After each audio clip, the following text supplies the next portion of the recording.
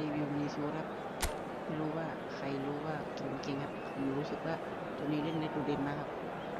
ดูในเกมครับ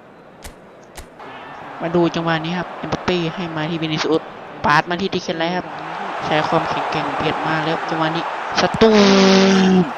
เรียบร้อยครับดูจังหวะนี้ครับไฮคิมี่เปิดบอลยาวๆมาที่เซมอนมงมาที่วินิซิอุส